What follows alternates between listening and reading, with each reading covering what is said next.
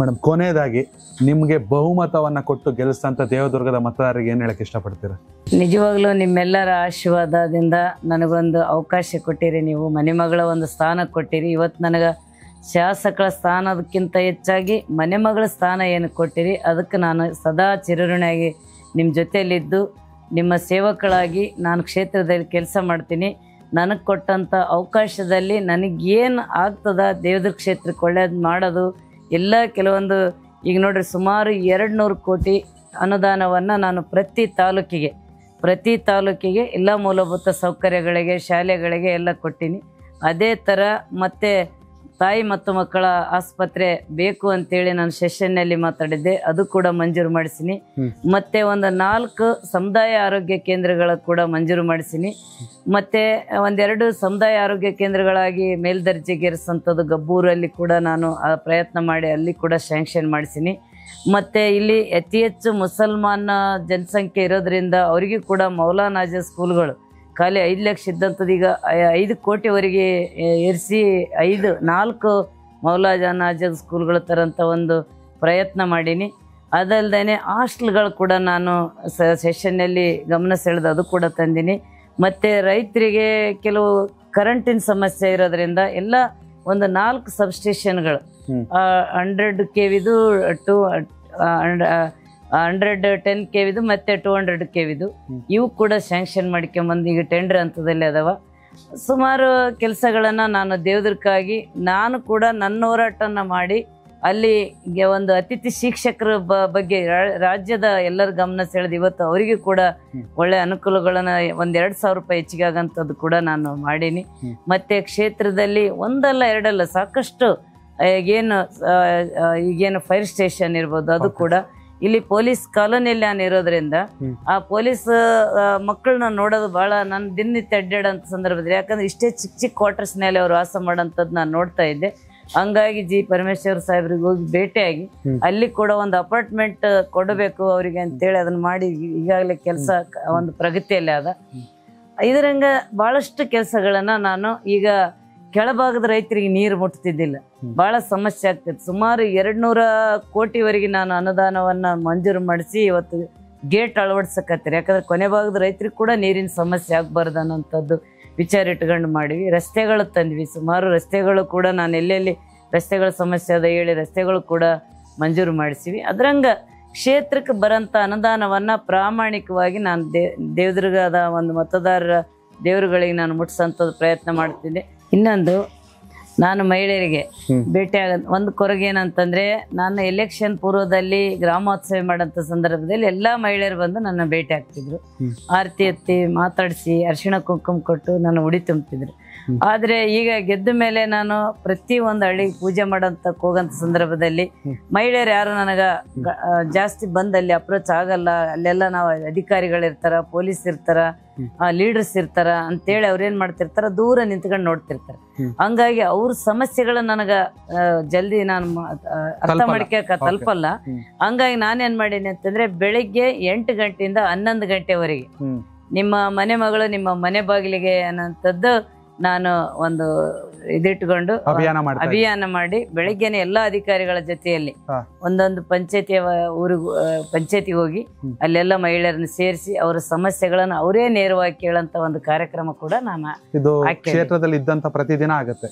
ನಾನು ಕ್ಷೇತ್ರದಲ್ಲಿದ್ದಾಗ ಬೆಳಿಗ್ಗೆ ನನಗೇನೀಗ 11 ಗಂಟೆ ತನ ಯಾವುದು ಅಧಿಕಾರಿಗಳಿಗೂ ಕೂಡ ಏನು ಕೆಲಸ ಇರೋದಿಲ್ಲ, ನನಗೂ ಕೂಡ ಏನಿರೋದಿಲ್ಲ. ಆ ಸಮಯನ ಉಳಿಸಿಕೊಳ್ಳೋ ಸಂಬಂಧ ಆ ಸಮಯದಲ್ಲಿ ಒಂದು 2 ಊರಿಗೆ ನಾನು ಹೋಗ್ಬೇಕನ್ನೋಂಥದ್ದು ನನ್ನ ಕಾರ್ಯಕ್ರಮ ಹಾಕಿದೆ. Okay okay. ರಾಜ್ಯದಲ್ಲೇ ಮೊದಲ ಬಾರಿಗೆ ಒಬ್ರು ಶಾಸಕ ಈ ರೀತಿ ಮಾಡ್ತಾರೆ. ಇಲ್ಲಿ ನಮ್ಮಲ್ಲಿ ಶಿಕ್ಷಣಕ್ಕೆ ಸ್ವಲ್ಪ ಜಾಸ್ತಿ ಒತ್ತು ಕೊಟ್ಟಿನಿ ನಾನು. ಹೌದು. ಹಂಗಾಗಿ ಇವತ್ತು ಕಟ್ಟಡಗಳ ಕೊರತೆ ತುಂಬಾ ಇದೆ ಅಂತ ಜನ ಹೇಳ್ತಾರೆ. ಖಂಡಿತವಾಗ್ಲೂ ಶಿಕ್ಷಕರ ಕೊರತೆ ನಮಗ ಮೊದಲಿಂದನೂ ಅದ, ಇವಾಗ ಅಂತಲ್ಲ, ನಾನು ಗೆದ್ದ ಮೇಲೆಲ್ಲ ಮೊದಲಿಂದ ಕೂಡ ಶಿಕ್ಷಕರ ಕೊರತೆ ಇರೋದ್ರಿಂದ ಇಲ್ಲಿ ಉತ್ತಮ ಶಿಕ್ಷಕರುಗಳನ್ನ ಈಗೇನು ಅವರಿಗೆ ಅಧಿಕಾರಿಗಳಿಗೆ ಮೆರಿಟ್ ಮೇಲೆ ಅವ್ರನ್ನ ನೋಡಿ, ಯಾಕಂದ್ರೆ ಗುಣಮಟ್ಟ ಶಿಕ್ಷಣ ಕೊಡಕ್ಕ ಸದ್ಯ ನಮ್ಮ ಅತಿಥಿ ಶಿಕ್ಷಕರನ್ನ ತಗೊಳ್ಳೋಂಥದ್ದು ಮಾಡಿವಿ. ಒಳ್ಳೆ ರಿಸಲ್ಟ್ ಬಂದದ, ಅವರು ಕೂಡ ಒಳ್ಳೆ ರೀತಿಯಿಂದ ಕೆಲಸ ಮಾಡ್ತಾರೆ. ಆದರೆ ನಮ್ಮಲ್ಲಿ ಕಟ್ಟಡಗಳೇ ಇರಲಿಲ್ಲ. ಇಲ್ಲಿ ಮಕ್ಕಳೆಲ್ಲ ವರ್ಕ್ ಕೊಡೋಂಥ ಕೂಡಿಸಿ ಓದಿಸೋಂಥ ಪರಿಸ್ಥಿತಿ ಇರ್ತಿತ್ತು ಕೆಲವೊಂದು ಹೈಸ್ಕೂಲು ಪ್ರಾಥಮಿಕ ಶಾಲೆಗಳೆಲ್ಲ. ಹಂಗಾಗಿ ನಾನು ಅಕ್ಷರ ಆವಿಷ್ಕಾರದಲ್ಲಿ ಸುಮಾರು 76 ಕೋಟಿ ದುಡ್ಡನ್ನ ಈಗ 2 ವರ್ಷದಲ್ಲೇ ಮೀಸಲಿಟ್ಟು ಅಲ್ಲಿ ಕೂಡ ಆ ಕೆಲಸ ಈಗ ಭೂಮಿ ಪೂಜೆಗೆ ಸಾಕಷ್ಟು ಮಹಿಳೆಯರನ್ನ ಕರ್ಕೊಂಡೆ ಮತ್ತೆ ಮಕ್ಕಳು ಕರ್ಕೊಂಡು ಅಲ್ಲಿ ಹೋದಂಥ ಸಂದರ್ಭದಲ್ಲಿ ಮಕ್ಕಳು ಕರ್ಕೊಂಡು ಕೂಡ ನಾನು ಆ ಭೂಮಿ ಪೂಜೆ ನೆರವೇರಿಸೋಂಥದ್ದು ಈಗಾಗಲೇ ನಡೆದದ. ಮತ್ತೆ ಅದಲ್ದೇ ಸಾಕಷ್ಟು ಇವೇನು ಹಾಸ್ಟೆಲ್ಗಳು, ನಾನು ಹಾಸ್ಟೆಲ್ಗಳಿಗೆ ಭೇಟಿ ಕೊಡ್ತಿದ್ದೆ. ಅಲ್ಲಿ ನೋಡಬಾರ್ದಂಥದ್ದು ನೋಡ್ತಿದ್ದೆ. ಯಾಕಂದ್ರೆ ಅವ್ರಿಗೆ ಒಂದು ಒಳ್ಳೆ ಬೆಡ್ ಇರ್ತಿದ್ದಿಲ್ಲ, ಒಂದು ಏನ್ ಇರ್ತಿದ್ದಿಲ್ಲ, ಒಂದು ಕಟ್ಟಡ ಇಲ್ಲ, ಬಾಡಿಗೆದಾಗ ಇದು ಮಾಡ್ತಿದ್ರು. ಹಂಗಾಗಿ ಒಂದು 5 ಹಾಸ್ಟೆಲ್ಗಳು ಉದ್ಘಾಟನೆ ಮಾಡಿ ಅವರಿಗೆ ಲೋಕಾರ್ಪಣೆ ಮಾಡಿವಿ. ಅದಲ್ದೇನೆ ಅವರಿಗೆಲ್ಲ ಬೆಡ್ಡಿನ ವ್ಯವಸ್ಥೆ, ಬೆಡ್ಡು, ಚೇರು, ಮತ್ತೆ ಅವರಿಗೆಲ್ಲ ಬೆಂಚು, ಇದೆಲ್ಲ ಟೇಬಲ್ಸ್ ಎಲ್ಲಾನು ಅವರಿಗೆ ಈ ಸಲ ನಾನು ಕಲ್ಯಾಣ ಕರ್ನಾಟಕ ಅನುದಾನದಲ್ಲಿ ಪ್ರತಿಯೊಂದು ಹಾಸ್ಟೆಲ್ಗೆ ಕೂಡ ನಾನು ಒದಗಿಸ್ತೀನಿ ಸರ್. ಇದು ಕೂಡ ಬಹಳ ನನಗೆ ಶಿಕ್ಷಣಕ್ಕೆ ಆದ್ಯತೆ ಮತ್ತೆ ರೈತರಿಗೆ ಆದ್ಯತೆ ಕೊಟ್ಟಿವಿ. ಮತ್ತೆ ಎಲ್ಲದಕ್ಕಿಂತ ಹೆಚ್ಚಾಗಿ 2 ವರ್ಷದಲ್ಲಿ ನನಗೆ ಕೊಟ್ಟಂತ ಒಂದು ಅವಕಾಶದಲ್ಲಿ ಇಡೀ ನನ್ನ ಕ್ಷೇತ್ರದ ಎಲ್ಲರೂ ಮುಖಂಡರು ಹಿಡ್ಕೊಂಡು ಜನರನ್ನ ಒಂದು ತೃಪ್ತಿಯಿಂದ ನಾವು ಅವ್ರು ಸೇರ್ಕೊಂಡು ಒಂದು ಕೆಲಸ ಮಾಡೋಂಥದ್ದು ಇವತ್ತಿಗೂ ನನಗೆ ಯಾವುದೂ ತೊಂದರೆ ಇಲ್ಲ. ನನ್ನ ಪಾಡಿಗೆ ನಾನು ಮಾಡ್ತಾ ಇದ್ದೀನಿ. ನನಗೆ ಅನುದಾನ ಇಲ್ಲ ಅನ್ನೋದು ತೊಂದರೆ ಬಿಟ್ಟರೆ ನಂದೇನಿದ್ರು ನಾನು ಇವತ್ತು ಸತ್ಯಕ್ಕಾಗಿ ನಾನು ದೇವದುರ್ಗದಲ್ಲಿ ಕೆಲಸ ಮಾಡಕತ್ತೀನಿ ಅಂತ ಹೇಳಿ. ಮೊನ್ನೆ ಪ್ರತಿ ಸಲ ನೀರಿಗಾಗಿ ನಾವು ಇಲ್ಲಿ ಹೋರಾಟಗಳನ್ನು ನಡೀತೇವೆ. ಈಗ ಮಾರ್ಚ್ ಎಂಡಿನವರೆಗೆ ನಮ್ಮಲ್ಲಿ ಏಪ್ರಿಲ್ವರೆಗೆ ನೀರು ಬೇಕು. ಪ್ರತಿ ಸಲ ಕೂಡ ಮಾರ್ಚ್ ಎಂಡಿಗೆ ನೀರು ತೆಗೆದು ಬಿಡ್ತಾರೆ. ಹಂಗಾಗಿ ಆ ನೀರಿನ ಒಂದು ಅವಶ್ಯಕತೆ ಇದ್ದಾಗ ಸನ್ಮಾನ್ಯ ಕುಮಾರಣ್ಣವ್ರ ಮುಖ್ಯಮಂತ್ರಿ ಇದ್ದಾಗ ಕೂಡ ನಮ್ಗೆ ನೀರಿಗಾಗಿ ಹೋರಾಟ ಮಾಡ್ತಿದ್ವಿ. ಅವರು ನೀರು ಒಂದಿಂದಲೇ ನೀರುಗಳು ಬಿಡಿಸಿ ಕೊಟ್ಟಿದ್ರು. ಈಗ ಕೂಡ ಮೊನ್ನೆ ಈ ಸರ್ಕಾರ ಬಂದ ಸಂದರ್ಭದಲ್ಲಿ ನೀರೇ ಇಲ್ಲ ಡ್ಯಾಮ್ನಲ್ಲಿ ಅಂತ ಹೇಳಿದ್ರು. ಹಂಗಾಗಿ ನಾವು ಕೂಡ ಪಕ್ಷಾತೀತವಾಗಿ ಎಲ್ಲ ರೈತರನ್ನ ತಗೊಂಡು ಹೋರಾಟಕ್ಕೆ ಇಲ್ಲಿಂದ ರಾಯಚೂರುವರೆಗೆ ಪಾದಯಾತ್ರೆ ನಾವು ಹಮ್ಮಿಕೊಳ್ಳೋ ಸಂದರ್ಭದಲ್ಲಿ ಅವ್ರು ಕೂಡ ಈಗ ಒಂದು 2 ದಿನದಲ್ಲೇ ನಾವು ನೀರು ತರಿಸಿ ನಮ್ಮ ರೈತರಿಗೆ ಕೊಡೋಂಥ ಉದಾಹರಣೆಗಳು ಕೂಡ ಅದಾವೆ.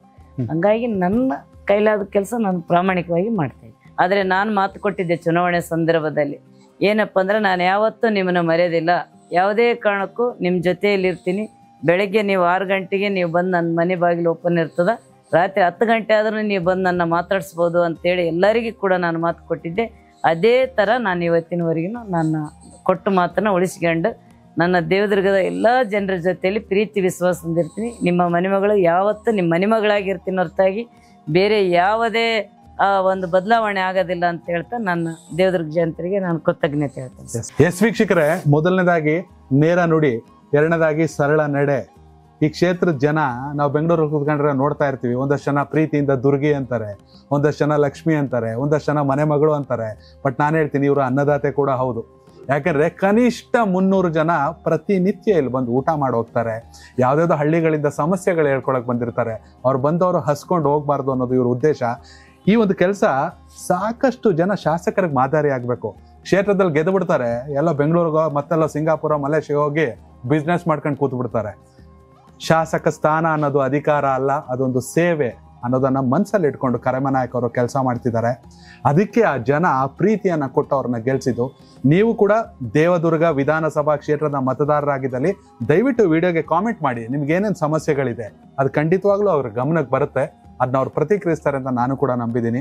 ಇದೇ ಹೊತ್ತಿನ ವಿಶೇಷ. ಧನ್ಯವಾದಗಳು ಮೇಡಮ್, ತುಂಬಾ ಥ್ಯಾಂಕ್ ಯು. ಕನೆಕ್ಟ್ ಕರ್ನಾಟಕ, ಇದು ನಿಮ್ಮ ನೆಟ್ವರ್ಕ್.